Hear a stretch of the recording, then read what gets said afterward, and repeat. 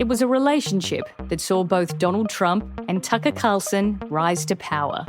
You and I and everyone else who supported him, you wrote speeches for him, I campaigned for him. I mean, we're implicated in this for sure. In very small ways, but in real ways, you and me and millions of people like us are the reason this is happening right now. Now, the Tucker-Trump bromance is officially over.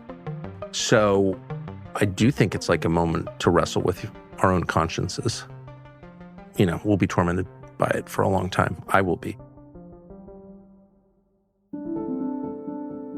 Conservative media powerhouse Tucker Carlson has offered this apology to voters for backing the president as their relationship turned sour. And I want to say I'm sorry for misleading people. It was not intentional. That's all I'll say. I'm Nicole Johnston, and you're listening to 7am. Today, Jason Zengerle, staff writer for The New Yorker, on the end of Tucker and Trump and what it means for the MAGA movement. It's Thursday, April 30.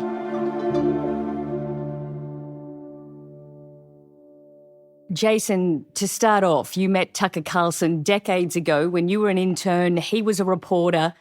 What was he like, and why has he gone on to become just such a big deal in America since then? Well, he's someone who's been around for a long time. I mean, he was a very successful magazine writer as a young person, and then he moved into television. He was very successful in television. Good evening and welcome to Tucker Carlson Tonight. Imagine being a historian 100 years from now trying to figure out what happened. He had some pretty big career setbacks where he got canceled from his cable news shows and, had some other sort of mishaps. But he's someone who just kind of hung around. And so I think he's a familiar figure to people here. And he's reinvented himself several times. And he's very good at sort of managing to either find himself in or insert himself into the center of the action. So, Jason, can we take a look at the history of the relationship now between Trump and Tucker Carlson? When did Tucker first come across Trump, and what did he think of him in the early days? So Trump has been around obviously longer than Tucker, and also, similarly, has had lots of ups and downs, but always kind of finds himself, at the center of the action.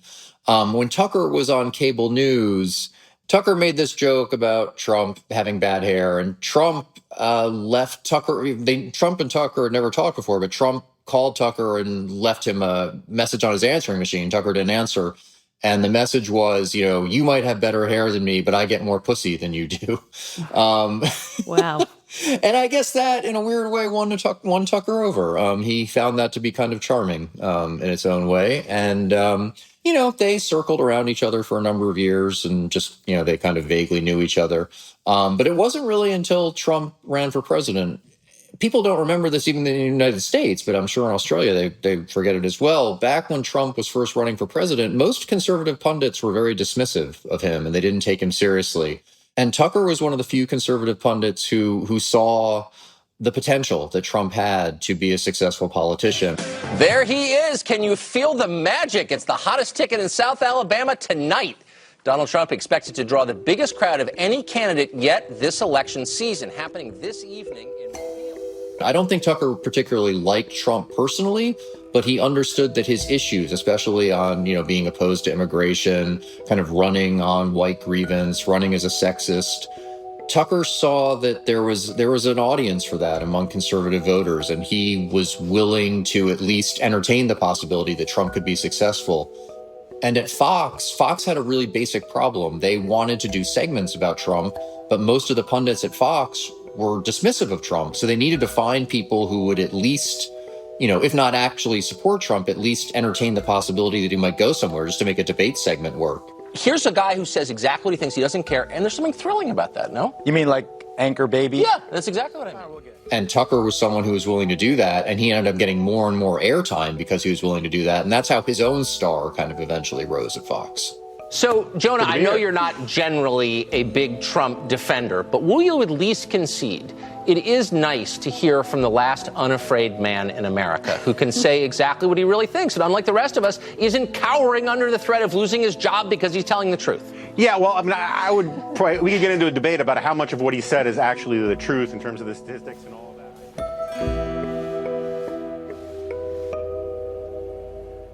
And then 2023 comes along. Tucker Carlson is right behind Trump. He even spoke at a campaign event for him a few days before election night.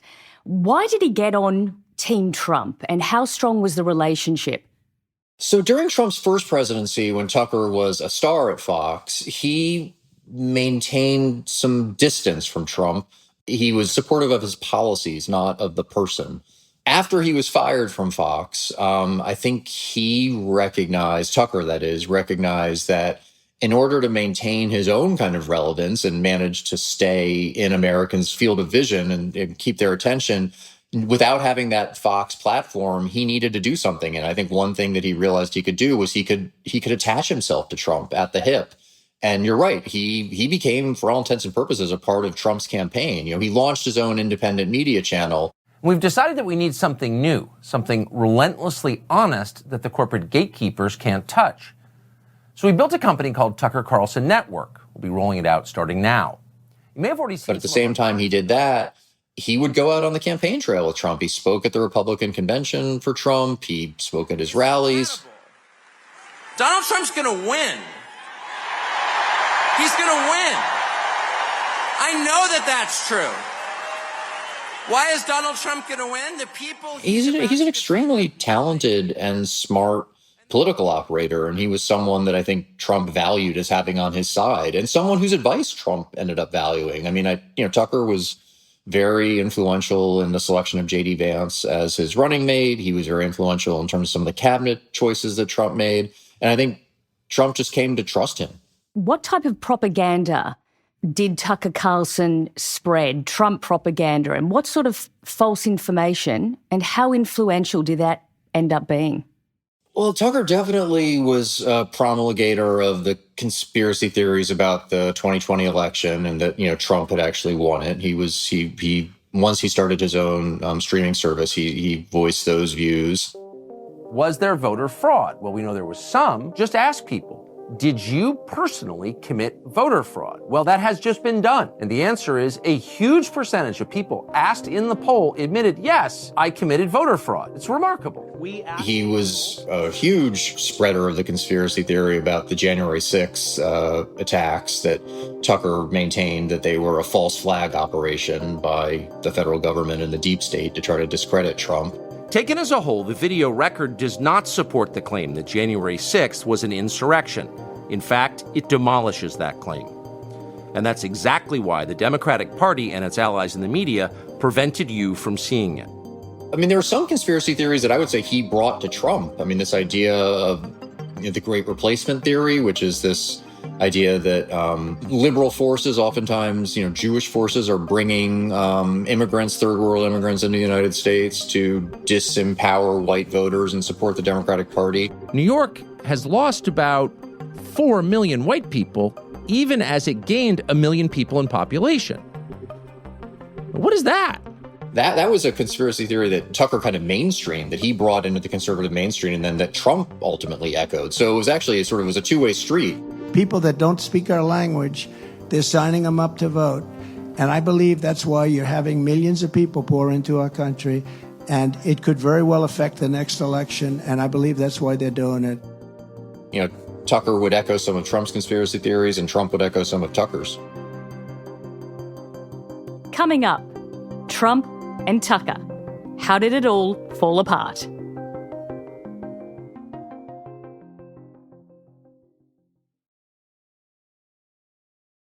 Now, Jason, the big question, though, is how did this relationship start to break down, and what was the final straw?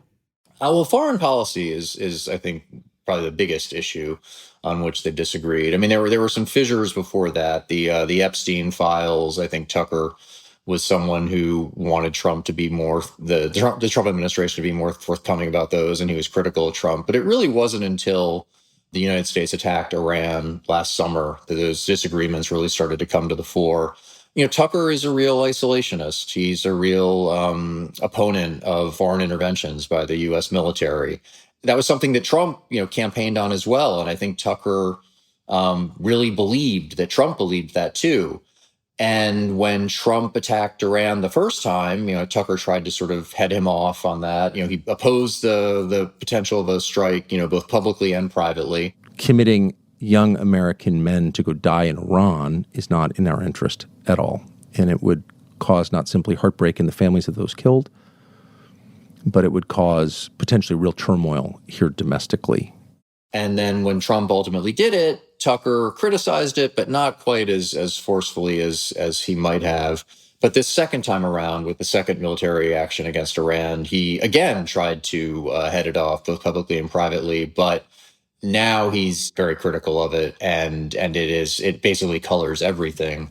At some point, very soon, the United States has to say to the government of Israel, you are not in charge.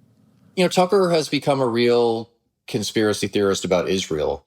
He insinuates that Trump is acting at the behest of Israel because Trump is either being physically threatened by Israel. Tucker's kind of insinuated that they're behind some of these assassination attempts. He's either being blackmailed by Israel or he's been bought off by Israel in the form of campaign donations from Americans who are supporters of Israel. There are a bunch of people in the U.S. government who do not put the United States before the interests of Israel, period. And you saw that very clearly with Mike Huckabee. We interviewed him last week in Tel Aviv. And there was no sense at all that he represents the United States or has any interest in what happens to the United States at all. His party is in defending Israel. The military action in Iran and then the Trump administration's approach to Israel are the two things that have completely destroyed their relationship. So we've now had this tremendous breakup, really. Is it a major loss for Trump no longer having Tucker on board? And could you also explain for us how Tucker Carlson, how did his earlier support for Trump kind of give his views some sort of framework? I don't know if this is that big of a loss for Trump. We've seen Trump survive these things multiple times. At the same time, I do think Tucker, he has probably the largest following of anyone, largest following among kind of MAGA voters and conservative voters of anyone who has, broken up with Trump, who's now critical of Trump. So it'll be worth watching along those lines.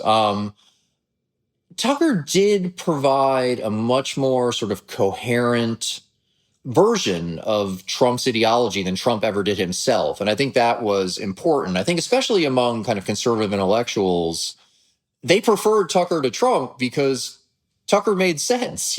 Trump is sort of forcefully anti-intellectual. He's contradicting himself all the time. Tucker, at least when it comes to some of these issues like immigration and trade and foreign policy, he's very consistent these days. And I think for a certain kind of conservative, Tucker was appealing in a way that Trump wasn't. The big question that I think all of this is raising is just what exactly is MAGA? I think Tucker thinks that MAGA is an ideological movement that has core ideological principles, and that when people in the United States vote for Donald Trump, they're voting for those ideological principles, this idea that we're not going to get involved in foreign wars, that we're going to restrict immigration, that we're not going to enter into free trade policies. Tucker thinks that that's what these MAGA voters are supporting. I think the flip side of that theory, and I think this is actually Donald Trump's theory, is that MAGA is a cult of personality. People are supporting Donald Trump because they love Donald Trump. And whatever Donald Trump says, they're going to believe and they're going to support. So Donald Trump can say, look, we're going to go to war in Iran now. And they're going to say, all right, well, that's the MAGA position. And Tucker is going to force this question, I think, to the fore. We're going to really see what MAGA is. I mean, I suspect it's that Trump is right and it's a cult of personality, but Tucker believes that it's an actual ideology, and he's setting himself up to be the person who can say, Trump betrayed what we all believe, and I am here to, redeem you and to support these beliefs that we share and support me because I believe these things that you believe. So, Jason, what do you think happens now? What is the long game that Tucker Carlson is playing? Do you think he actually wants to become Trump's successor? I do. I don't think he's someone who has, thought about running for president his whole life and has this sort of burning ambition to do it. But it's really hard not to view his recent moves as anything but an attempt to position himself to run for president, in 2028, to say that, I am the true MAGA candidate. I mean, a lot of these questions are being raised because Donald Trump's going to lead the stage. And I think Tucker he has a vision for what MAGA is and what he wants it to be post-Trump. And I think, the best way for him at this point to fight for that vision would probably be a presidential run. Jason, thank you for this fascinating deep dive on Tucker Carlson and Trump. It's been great having you on. Oh, thanks so much for having me. I appreciate it.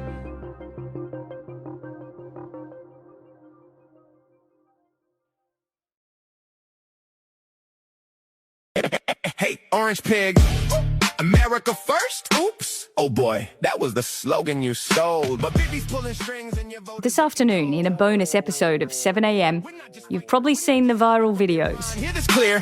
Your government is run by pedophiles. They ordered you to die for Israel. They ordered you to die for Israel. They lied to you all. We dig into how Iran is using rap music and Lego to win the propaganda war against the US. I think this is purely for an American audience, at least the Lego videos, because they're very US-centric.